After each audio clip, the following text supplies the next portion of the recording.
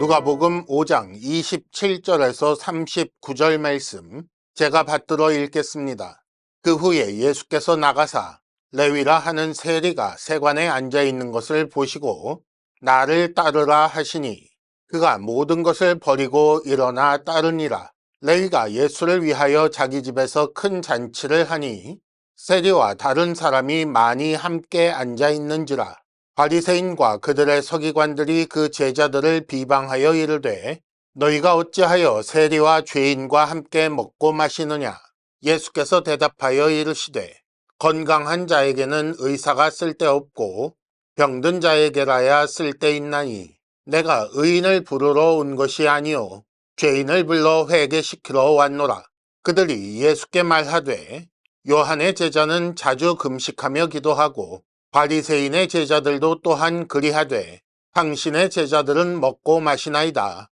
예수께서 그들에게 이르시되 혼인집 손님들이 신랑과 함께 있을 때에 너희가 그 손님으로 금식하게 할 수 있느냐. 그러나 그 날에 이르러 그들이 신랑을 빼앗기리니 그 날에는 금식할 것이니라. 또 비유하여 이르시되 새 옷에서 한 조각을 찢어 낡은 옷에 붙이는 자가 없나니 만일 그렇게 하면 새 옷을 찢을 뿐이요 또 새 옷에서 찢은 조각이 낡은 것에 어울리지 아니하리라. 새 포도주를 낡은 가죽 부대에 넣는 자가 없나니 만일 그렇게 하면 새 포도주가 부대를 터뜨려 포도주가 쏟아지고 부대도 못 쓰게 되리라. 새 포도주는 새 부대에 넣어야 할 것이니라. 묵은 포도주를 마시고 새 것을 원하는 자가 없나니 이는 묵은 것이 좋다 함이니라. 아멘. 지난 시간에 우리가 읽은 말씀에는 예수께서 나병 들린 사람을 고치신 일이 기록되어 있었습니다. 이는 나병으로 인해 종교적으로 부정해진 사람, 즉 율법에 의해 부정하다고 판정된 사람, 죽은 것이나 다르지 않은 사람을 깨끗하게 하여 하나님 앞에 설 수 있게 하는 그런 일이라고 말씀을 드렸습니다. 그리고 중풍병자를 향하여 죄사함을 먼저 말씀하심으로써 죄사하는 권세가 있는 분이라는 사실을 알게 하셨던 일도 우리가 읽었습니다. 이 두 사건은 그러므로 단순한 기적이 아니고 이 글을 읽고 나도 예수를 통해 병을 고쳐야겠다라고 구하여야 할 것이 아니라고 했습니다.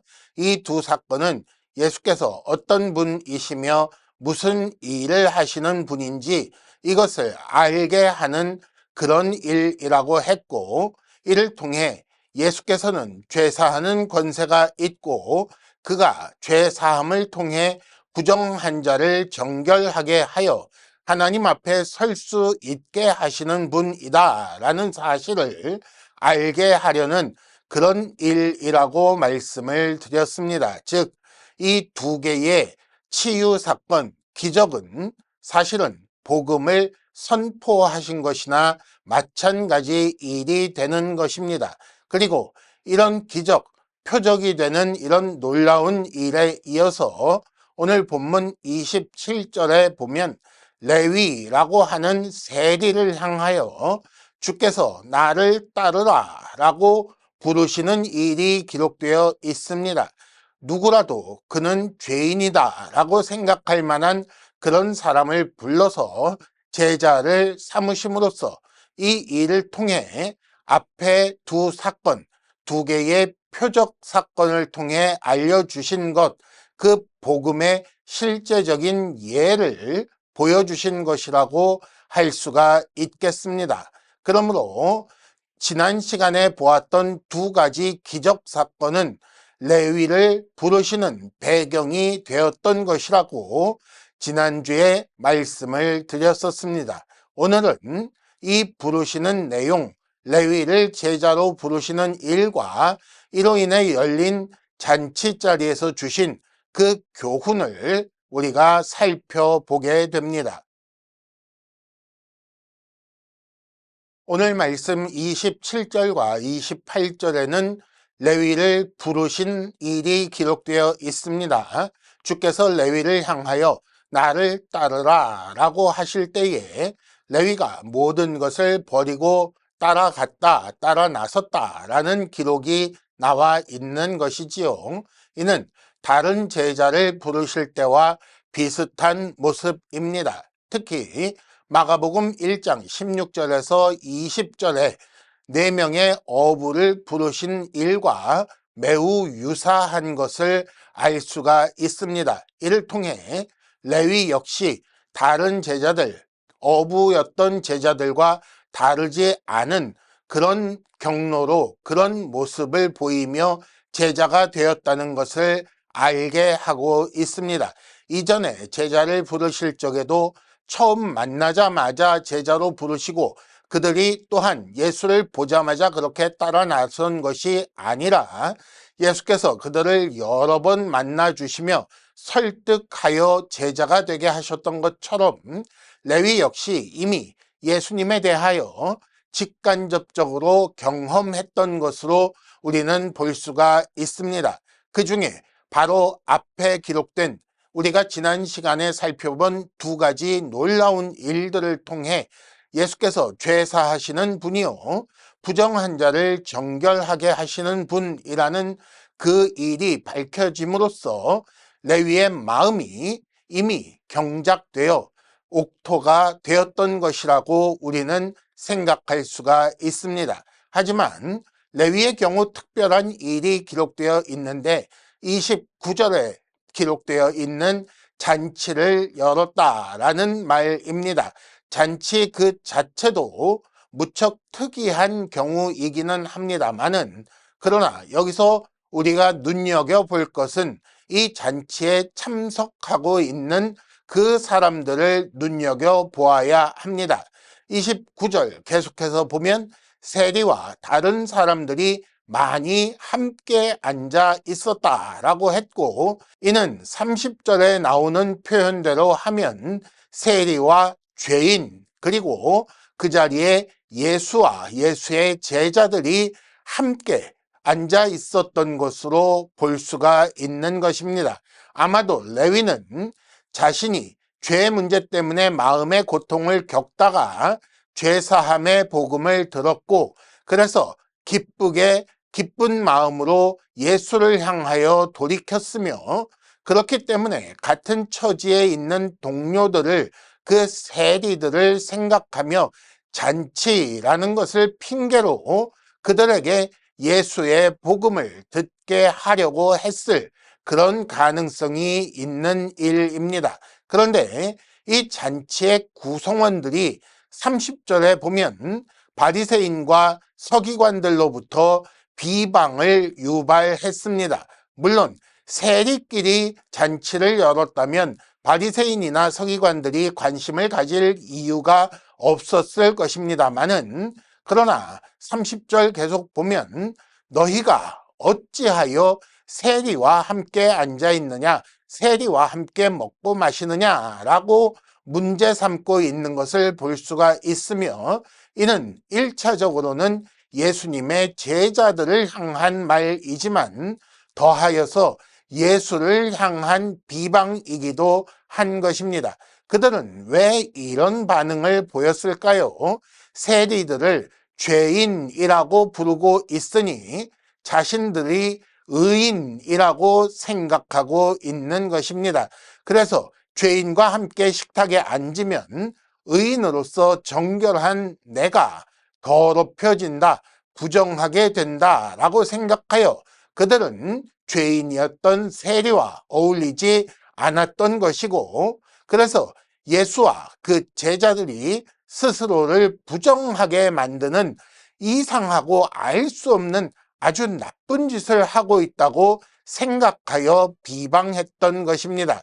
그런 바리새인과 서기관들을 향하여 예수께서 대답하시기를 31절 의사는 병든 자에게 필요한 것이다. 32절 그래서 그런 것처럼 나는 죄인들을 불러서 회개시키러 온 죄인들을 위한 존재이다 라고 말씀하셨습니다.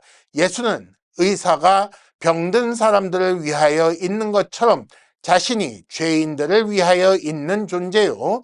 그러므로 그들과 함께 앉아 있는 것이 당연하다라고 말씀하신 것입니다.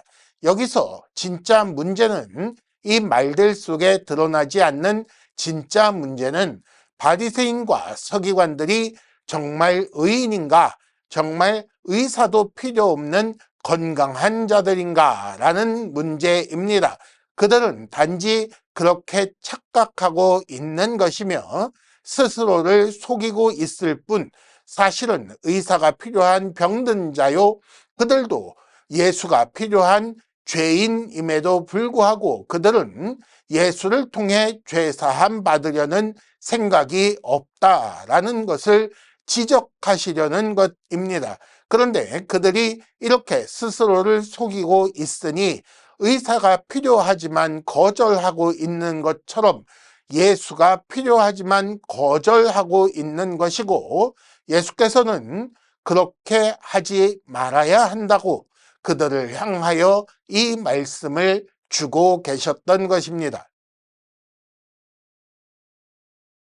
이어지는 33절부터의 말씀은 예수께서 앞에 32절까지 말씀하셨던 거기에 이어서 그 자리에서 계속 가르치신 말씀일 수도 있고, 혹은 어떤 사람은 이것이 다른 곳에서 주신 말씀이라고 주장하는 경우도 있습니다만은, 그러나 이것이 그 자리에서 계속된 것이든 아니면 다른 곳에서 주신 말씀이든 이 두 사건은 33절부터의 말씀과 32절까지의 말씀은 서로 연결되어 있다는 것을 우리는 알 수가 있습니다.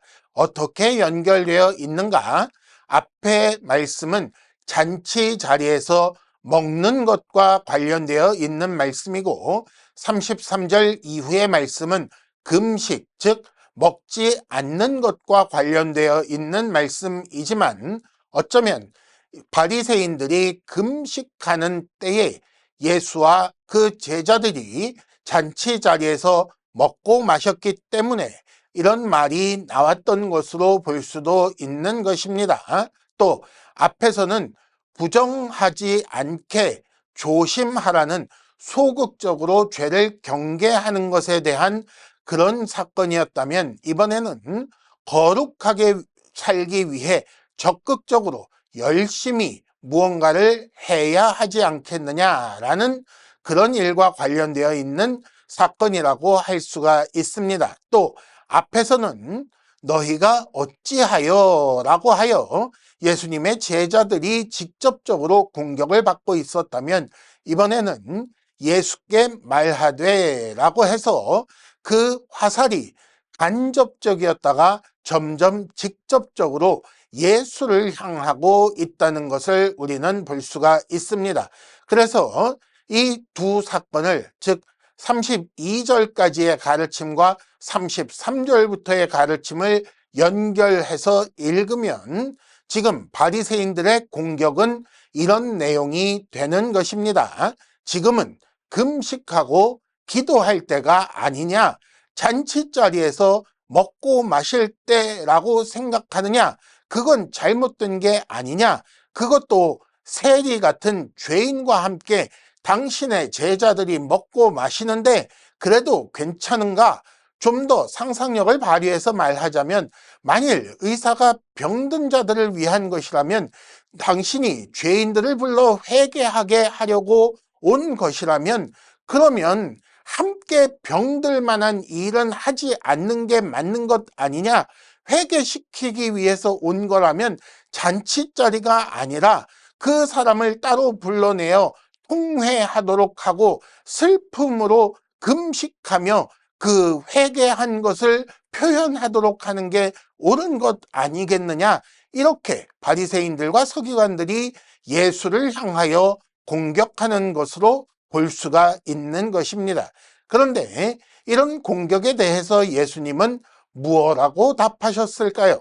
34절, 당신들이 혼인집에 있는 손님들이 신랑과 함께 있을 때에 그 손님들로 하여금 금식하게 할 수 있느냐라고 말씀하셨습니다.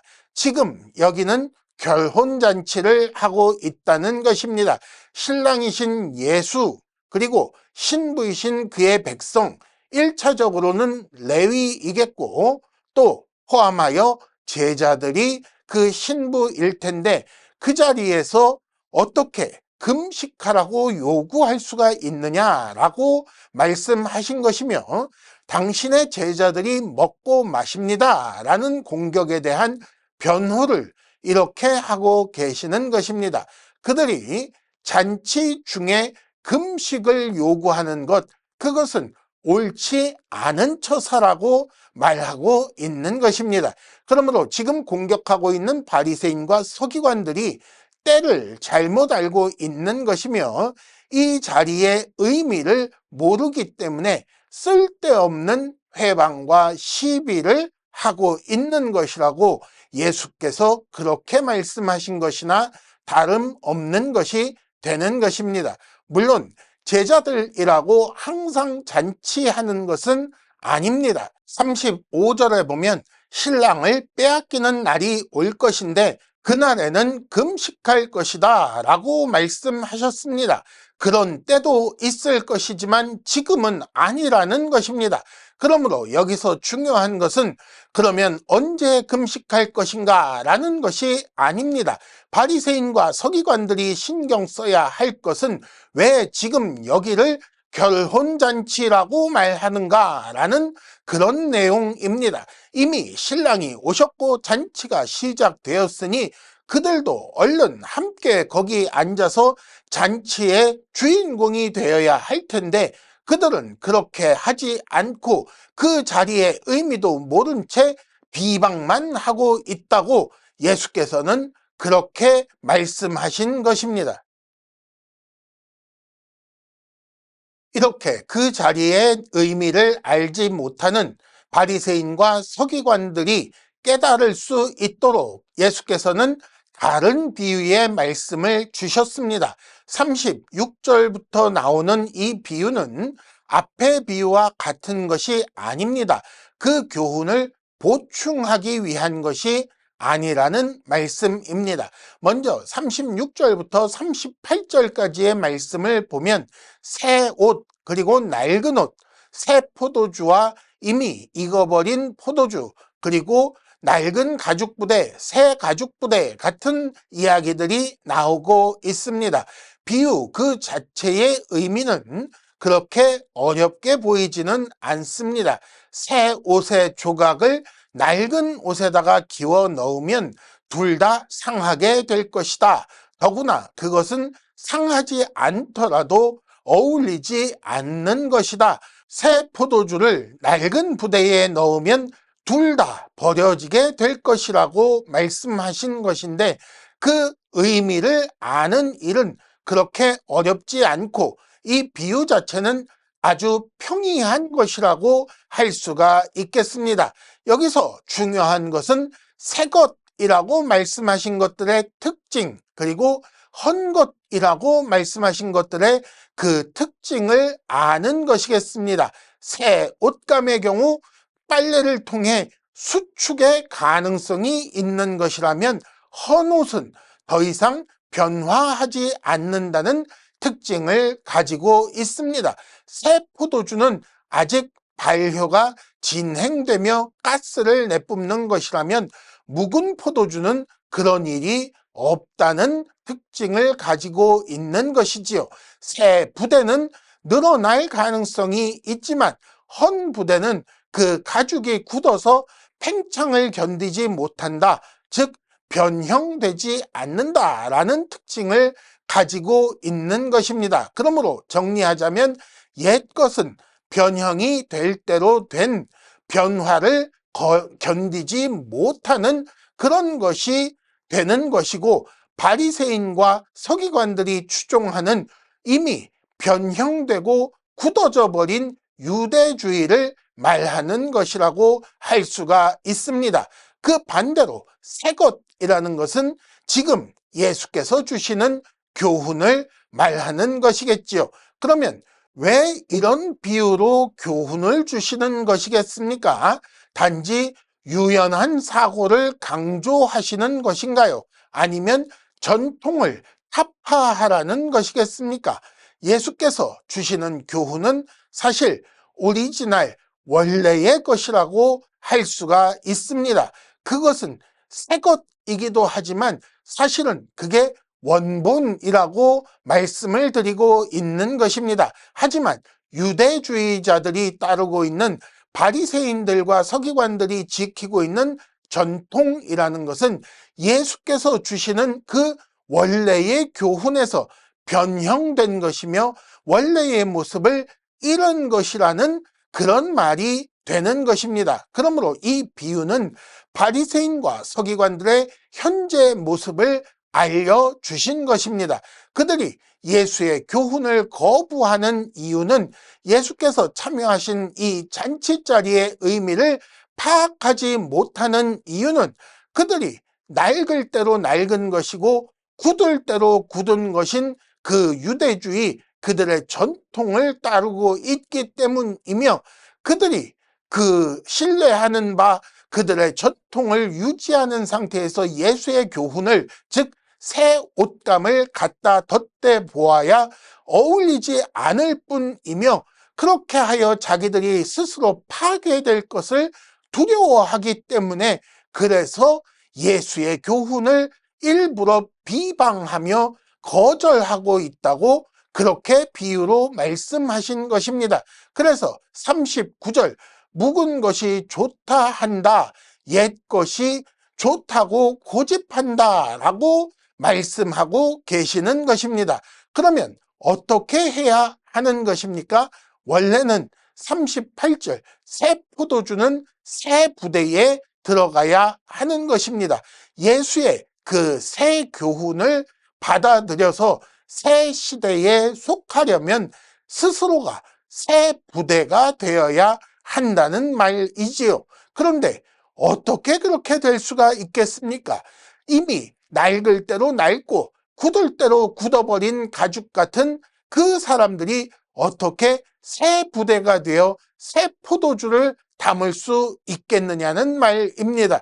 그렇게 할 수 있는 사람은 아무도 없습니다. 스스로는 도무지 새 것이 될 수 없는 것이지요. 오직 그리스도로 말미암아 거듭나야 그렇게 새 부대가 될 수 있는 것입니다. 그런데 그들은 묵은 것이 좋다 하며 옛 것을 고집하기 때문에 그렇게 새 부대가 되려는 시도조차 하지 않는다. 여전히 옛 것에 갇혀 있다라고 예수께서 그들을 안타까워 하셨던 것입니다.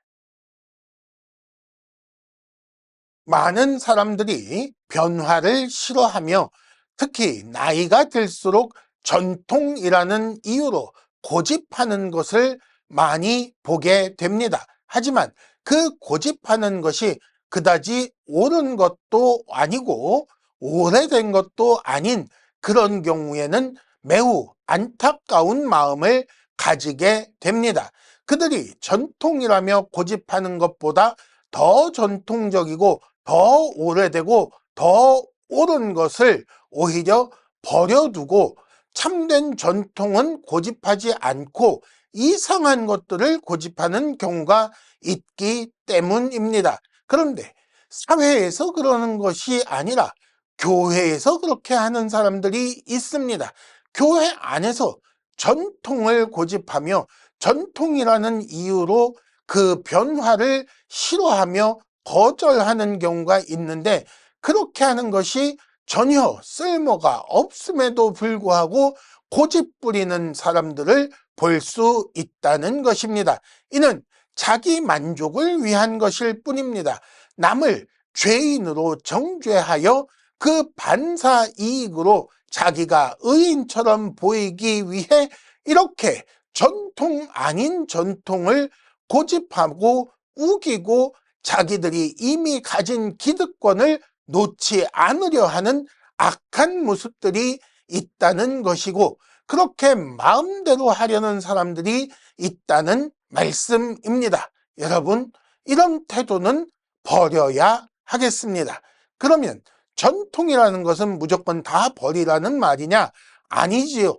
오히려 원래의 것, 본래 우리에게 전수된 것, 즉 성경으로 회복해야 하는 것입니다.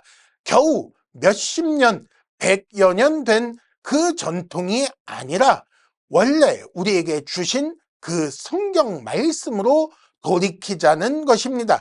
예수께서 주신 복음, 하나님의 말씀으로 돌아가야 하는 것이지요. 이를 위해 필요한 것이 무엇입니까? 내가 죄인이라는 것을 인정하고 자기가 예수 위에 올라가서 판단하는 그런 바리새인 같은 태도가 아니라 예수께서 불러주시는 것을 기뻐하는 레위 같은 모습을 가져야 하는 것입니다. 이렇게 될 수 있도록 딱딱하게 굳어버리고 변형돼 버린 나를 새롭게 해달라고 주 앞에 날마다 간구하며 그렇게 자신을 새롭게 한 상태에서 새 포도주를 담는 새로운 사람들이 되어야 옳겠습니다.